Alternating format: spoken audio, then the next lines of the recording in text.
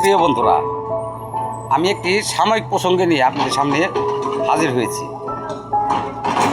আমাদের দেশে অযোগ্য লোক দিয়ে কিন্তু একদম ভরে গেছে, বিশেষ করে সরকারি বিভিন্ন খাতে এবং প্রজেক্টে।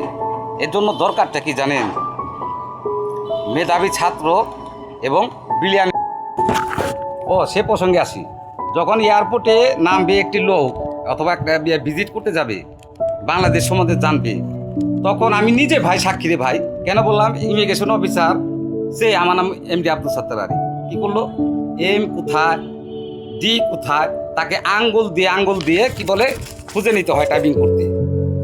এই অবস্থা যদি থাকে তাহলে কেমনে দেশ চলবে? তখন ওই লোকটার একটা বিদেশি ভিজিটরদের কি ধারণাটা হবে? অযোগ্য লোক দিয়ে দেশটা করা, না হলে ভিতরে না কেমন আছে। আপনি বিশ্বাস করবেন, উন্নত দেশে যখন আমরা এয়ারপোর্ট ইমিগ্রেশন পার হই, চেহারা দেখে ভিসা কাগজপত্র ওকে আছে কিনা এটা কম্পিউটারে তুলে আসি, কাটাকাট। তাদের টাইপিং স্পিড, তাদের স্কিল দেখলে আসলে আমার মাথাটা একদম হেট হয়ে যায়। তা কোথায় আমরা বসবাস করছি বলুন বন্ধুরা? এরকম অযোগ্য লোক দেখি দেশ চলবে? দেশ পরিচালনা করতে হলে আমাদের বিলিয়নদের দরকার হবে। এই কারণেই দেশের প্রচলিত সিস্টেম এই কাজটি কিন্তু করে দেয় না। এখানে বিভিন্ন দলাদলি হয়, যাদের ওই যে তেলের কথা বল। আর যখন আমি ক্ষমতায় থাকি, আমি খুঁজি আমার দল। আর অরিজিনাল বিলিয়নরা কখনো কিন্তু দলাদলি পছন্দ করে না, তারা অভিমানে থেকে যায়। আর বিদেশে হলে তাদেরকে ফাইন্ড আউট করে নেয়, রাষ্ট্রের বিভিন্ন গুরুত্বপূর্ণ কাজে বসায়।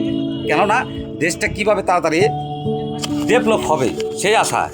কিন্তু আর আমরা দলাদলি খুব পছন্দ করি। আর এই দলাদলির মাঝে পড়ে বিলিয়নরা কিন্তু তখন অভিমানে চুপচাপ ঘরে বসে থাকে। যারা সত্যিকার অর্থে আপনার ভিত্তি ইমেজিং ক্রিয়েটিভিটি আছে, তাদেরকে কিন্তু কখনো দমে রাখতে পারবে না।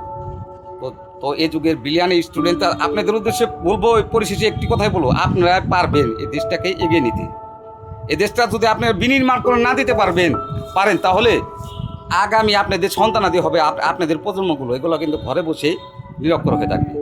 প্লিজ বন্ধুরা, আমি কিন্তু কাউকে উপদেশ দিচ্ছি না, আমার মনে যতটুকু আসলো আমি সেটুকুই আপনাদের সাথে শেয়ার করলাম। পরিশেষে এটুকুই বলবো বন্ধুরা, আমার ভিডিওটা, আমার সামান্য ক্ষুদ্র বার্তা যদি আপনাদের কাজে লাগে তবে আমার সার্থকতা। আর সরকার উদ্দেশ্যে এটুকুই বলবো, অযোগ্য লোকদের সরান, দেশের ভাবমূর্তি নিজের দলীয় লোক না বসিয়ে যারা যোগ্য, যারা বিলিয়ন, তাদেরকে সরকারি বড় পদে বসান, যেন মানুষকে সেবা দিতে পারে, দেশের ভাবমূর্তি বিদেশ থেকেও যেন আর উজ্জ্বল করতে পারে। সেই ইমিগ্রেশন অফিসারের মতো এইসব অযোগ্য লোকদের তাড়াতাড়ি সরান, না হলে এই দেশটা কিন্তু আমরা যে পথে আছি সেই পথে করতে থাকবো। প্রিয় বন্ধুরা, ভালো থাকবেন। আসলাম আমার জায়গায়, এই যে দেখুন আমার জায়গাটা দেখাচ্ছি আপনাদের, এই যে ঘুরে দেখাচ্ছি, নদীর এপার, এই যে ব্রিজের এপার, ওই যে পিছনে সাভার ওই যে ব্রিজ দেখা যাচ্ছে, এখানে আসলাম। তো যাই হোক, একটা জিনিস মনে হলো অযোগ্য লোকের কারণে আপনার সাথে শেয়ার করলাম। ভালো থাকবেন। আসসালামু আলাইকুম।